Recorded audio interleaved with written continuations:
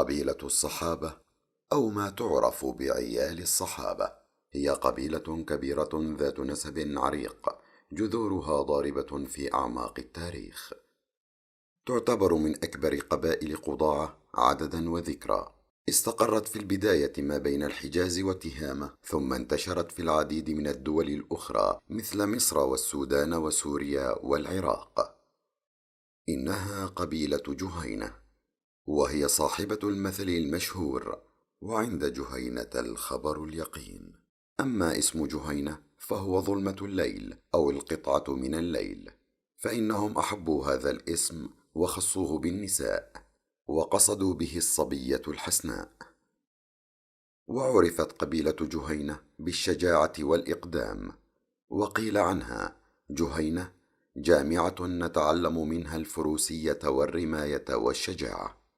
ويعود نسب هذه القبيلة العريقة إلى جهينة بن زيد ابن ليث ابن سود ابن أسلم ابن إلحاف ابن قضاعة ابن مالك ابن عمرو ابن زهرة ابن زيد ابن مالك ابن حمير ابن سبأ ابن يشجب ابن يعرب ابن قحطان.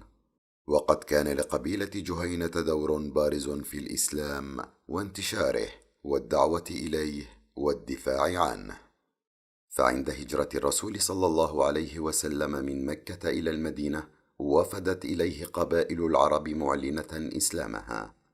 ومن هذه القبائل قبيلة جهينة التي أسلمت في السنة الثانية من الهجرة، وكان لها دور كبير في نصرة الرسول صلى الله عليه وسلم والدفاع عنه، كما شاركت في فتح مكة.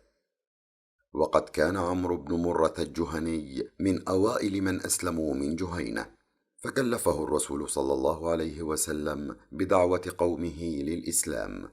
فلما أسلمت قبيلة جهينة عاد إلى النبي صلى الله عليه وسلم ومعه عصبة من قومه، فرحب بهم النبي صلى الله عليه وسلم وحباهم، وكتب لها كتابا قال فيه: بسم الله الرحمن الرحيم، هذا كتاب أمان من الله العزيز على لسان رسول الله بحق صادق وكتاب ناطق مع عمرو بن مرة الجهني لجهينة بن زيد. إن لكم بطون الأرض وسهولها وتلاع الأودية وظهورها، ترعون نباته وتشربون صافيه، على أن تقروا بالخمس وتصلوا الصلوات الخمس. أما الصحابة الكرام الذين يعود نسبهم إلى قبيلة جهينة فكثير، ونذكر منهم الصحابي بشر بن عرفطة الجهني، صاحب أبيات يفخر بها بقومه وما أبلوا يوم فتح مكة ويوم حنين، يقول فيها: ونحن غداة الفتح عند محمد، طلعنا أمام الناس ألفا مقدما. ومنهم أيضا الصحابي بشر بن أبي رهم الجهني، الفارس الشاعر الذي كان له بأس شديد يوم وقعة القادسية. ومنهم أيضا الصحابي عمرو بن قصي ابن جميل ابن سليمان ابن سنان السناني الجهني، وقد استشهد في معركة تبوك. ومنهم صاحب العصا عبد الله بن أنيس، الذي يأتي يوم القيامة معتمدا على العصا التي أعطاه إياها رسول الله صلى الله عليه وسلم لما قتل خالد بن سفيان الهذلي. وكان رضي الله عنه كالريح المرسلة في السرعة، فلا تكاد تدركه الخيل العتاق إذا قام يجري.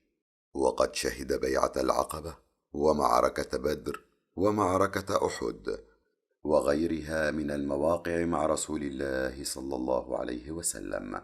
ويكفي هذه القبيلة فخرا قول النبي صلى الله عليه وسلم فيهم في الحديث الذي أخرجه أبو هريرة وأخرجه البخاري، قال رسول الله صلى الله عليه وسلم: قريش والأنصار وجهينة ومزينة وأسلم وغفار وأشجع، موالي ليس لهم مولى دون الله ورسوله.